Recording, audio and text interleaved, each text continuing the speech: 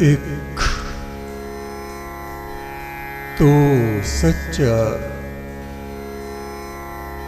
तेरा नाम सच्चा,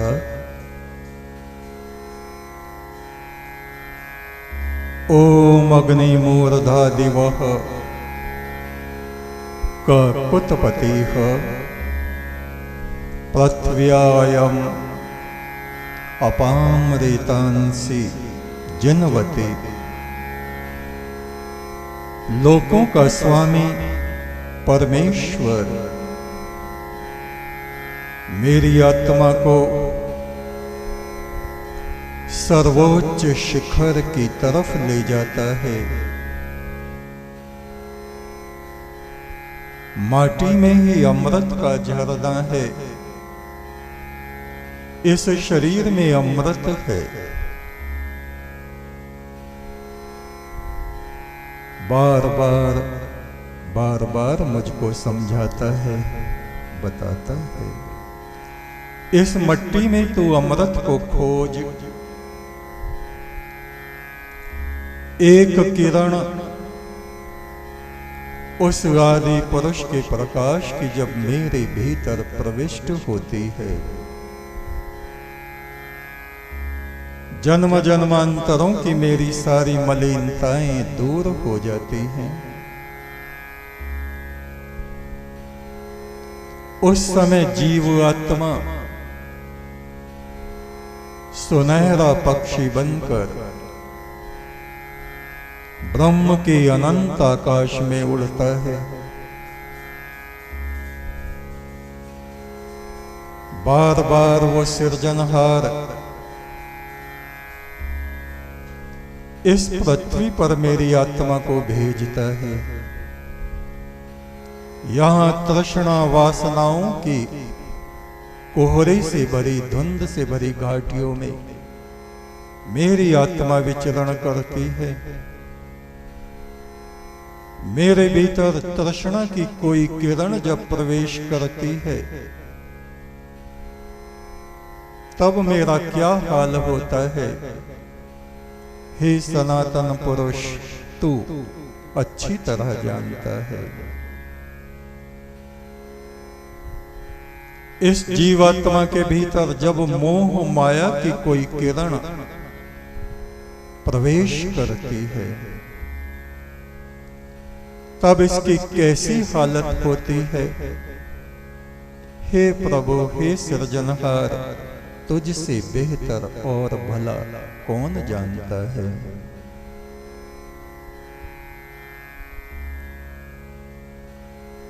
मेरे शरीर के भीतर जब क्रोध की कोई किरण, वासना की कोई किरण, अभिमान की कोई किरण प्रवेश करती है, तो इस जीवन में कैसे हालात गुजरते हैं, हे सनातन पुरुष, तुम जानते हो। फिर भी बार बार तुम मुझको कहते हो, इस मट्टी में अमृत है, इस मट्टी में अमृत है, इस शरीर में अमृत है, उसका पान करो। वो अमृत क्या है? सत्य आचरण। वो अमृत क्या है? ब्रह्मचर्य। वो अमृत क्या है? जगत आसक्ति से निकलकर उस प्रभु परमात्मा के प्रेम की मिठास को महसूस करना। और ये अवस्था उस समय हमें प्राप्त होती है जब हमारा ध्यान उस परम पुरुष की तरफ होता है। जितने समय हमारा ध्यान उसमें डूबा होता है, उतने समय इस मट्टी से अमृत उबलता रहता है, उबलता रहता है। जीवात्मा उस अमृत का पान करता रहता है। तो कुछ समय के लिए हम परमात्मा परम ब्रह्म का ध्यान करें, सीधे होके बैठे, कमर गर्दन मस्तक को सीधा रखें, हाथों की तर्जनी उंगली और अंगूठे को मिला के रखें, आंखों को बंद करें, मस्तक में ब्रह्म ज्योति को चमकते हुए देखें, उसी ज्योति में उठते ब्रह्मनाद को सुने, आती जाती हुई सांसों पर ध्यान दें, गहरी शांति का अनुभव करें।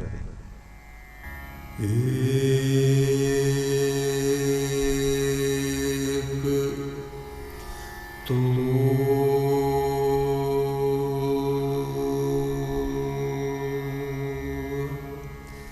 सच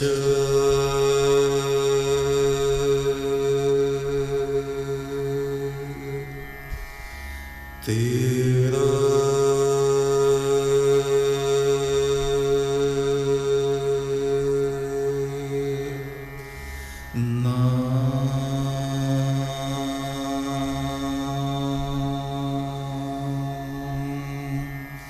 सच्चा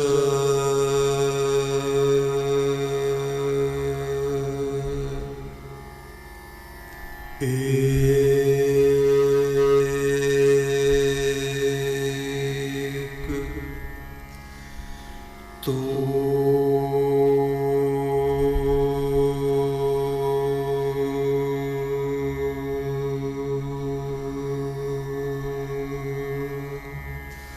सच्चा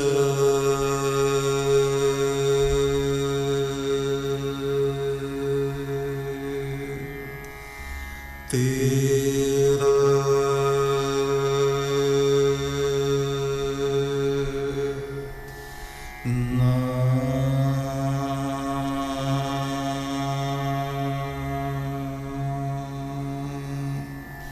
सच्चा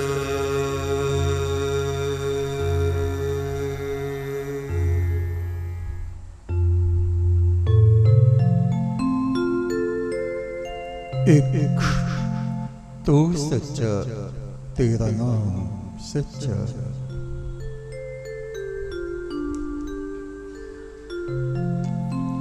सामवेद के कुछ मंत्र, इन मंत्रों के ऋषि हैं कश्यप। ऐसे ऋषि जो संसार को ब्रह्म दृष्टि से देखते हैं, सब में ब्रह्म आभा को देखते हैं, उसके अतिरिक्त अन्य कुछ नहीं देखते। माया की तरंगे उनको लुभायमान नहीं करते। देवता है इंद्र, वो जगत सम्राट परमात्मा।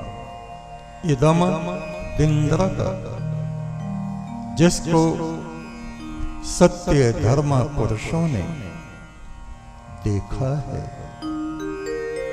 ज्ञान चक्षुओं से देखा है, अंतर्मन की आंखों से देखा है। इदम इंद्र, जिसको देखा गया है। स्वर निषाद छंद अति जगति,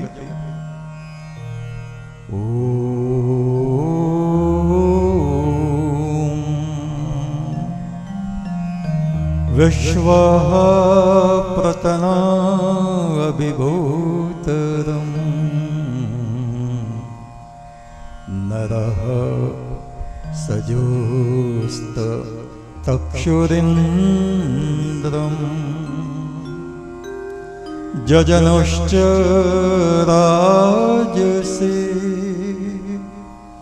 कृत्वे वरेरथे मन्या मुरी मुतोग्र मोजिष्ठं तरसं तरस वीणं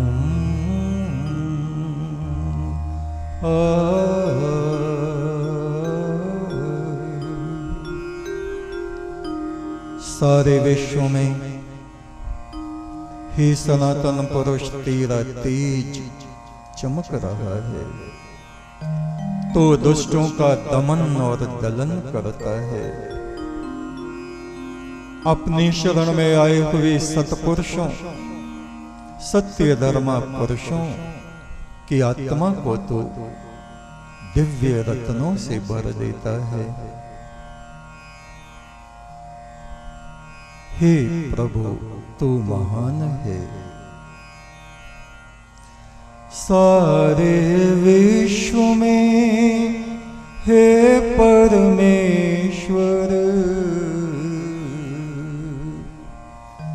तेरा तेज चमकता, तेरा तेज चमकता। सारे विश्व में हे परमेश्वर, तेरा तेज चमकता, तेरा तेज चमकता। दुष्टों का तू दलन करता है, भक्तों को रत्नों से भरता, भक्तों को रत्नों से भरता।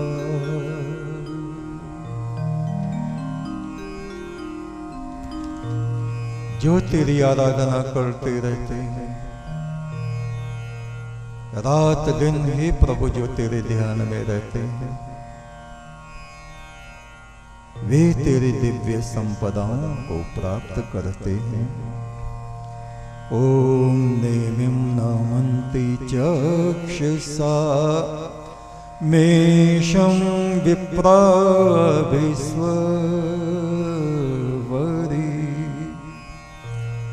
सुरीतयो वो द्रुवपि कर्णेतरस्रेणा सम्रक्कुअभिः। जो तेरे मंत्रों को गाते हैं, जो तेरे ज्ञान मंत्रों को सुनते हैं, सत्कर्मों को करने वाले मनुष्य तेरे मार्ग में हे आदि पुरुष तेरे अमृत को पीते रहते हैं। जो तेरे मंत्रों को सुनते हैं, जो तेरे मंत्रों को गाते, जो तेरे मंत्रों को गाते, सत्कर्मों को करने वाले तेरे हाथों से अमृत पाते, तेरे हाथों से अमृत पाते।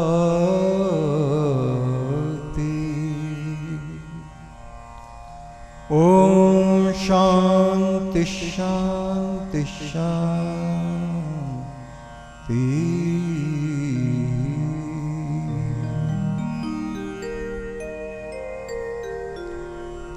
तैत्तरीय उपनिषद यजुर्वेद शाखा का ये उपनिषद है। आज इस उपनिषद का सप्तम दिवस 7वां दिन प्रारंभ होता है। प्रथम हमने देखा शिक्षा वल्ली, हमारे जीवन में स्वाध्याय अध्ययन, निरंतर मंत्र जाप और उस ज्ञान को दूसरों में वितरित करना, ये सबसे महत्वपूर्ण जीवन में है। हम अपने घर गृहस्थ में जो भी कार्य करते हैं, चाहे खेतों में, चाहे ऑफिस में, जो भी हमारा काम हमें परमात्मा ने दिया है, उसको करते हुए प्रतिदिन हम उस परमेश्वर की वाणी को सुने, पढ़ें और दूसरों तक प्रतिदिन किसी न किसी उपाय से, जो भी व्यक्ति हमें मिले मार्ग में, घर में या कहीं भी, उससे उस सनातन पुरुष की चर्चा करें। दुनिया की बातों से कलेश उपजता है, विष उपजता है। उन बातों को एक तरफ हटा दें, ब्रह्म चिंतन, ब्रह्म वाणी, उस परम ब्रह्म की बातें करें। आत्मा कैसे प्रकाशित होती है, ये बातें करें।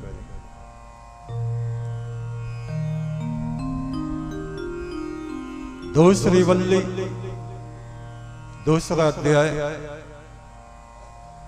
ब्रह्म आनंद वल्ली। संसार के भोग सुख को हम आनंद समझते रहते हैं। जैसे कोई कुत्ता सूखी हड्डी को चाबता रहता है, उसके अपने दांतों से खून निकलता है और उस खून को हड्डी पे जब वो चिपटता है, उसको चाट के मगन होता है। ऐसे ही हम मनुष्यों का जीवन है संसार में। जिन जिन सुखों को हम आनंद मानते हैं, सुख मानते हैं, देवताओं के सामने वो आनंद तुच्छ है। कैसे? उसका उदाहरण आप देखिए। कई सारे सूअर मलमूत्र को खाते हैं और आपस में झगड़ते हैं, तू हट मैं खाऊं।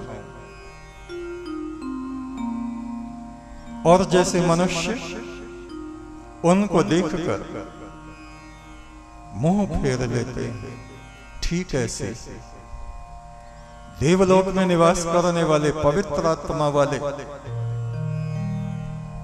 जो अपने आत्म स्वरूप में स्थित रहते हैं, ऐसे पितरगण, ऋषिगण, देवगण, उनके सामने हम मनुष्यों का सुख ऐसा ही है जैसे मनुष्यों के सामने सूअर और गधे और कुत्तों का सुख। उस स्तर पे जो वे आनंद ले रहे हैं, हम अपने स्तर को ऊपर उठाएं, परमेश्वर की तरफ को उड़ान भरें। देव गंधर्व, उस प्रभु की स्तुति करने वाले देवगण, सप्त ऋषियों के मध्य, पितरगणों के मध्य, ब्रह्मा के सामने, हिरण्य गर्भ में विचरण करते हुए, सुनहरे प्रकाश में विचरते हुए जिस आनंद की अनुभूति करते हैं, इस पृथ्वी पर रहते हुए हम लोग उसी आनंद का ध्यान करें, उसे महसूस करें और फिर उसमें स्थित हो जाए। एक तू सच्चा, तेरा नाम सच्चा, संसार के मालिक तेरा नाम सच्चा। एक तू सच्चा, तेरा नाम सच्चा, संसार के मालिक तेरा नाम सच्चा। एक तू सच्चा, तेरा नाम सच्चा, संसार के मालिक तेरा नाम सच्चा। एक तू सच्चा, तेरा नाम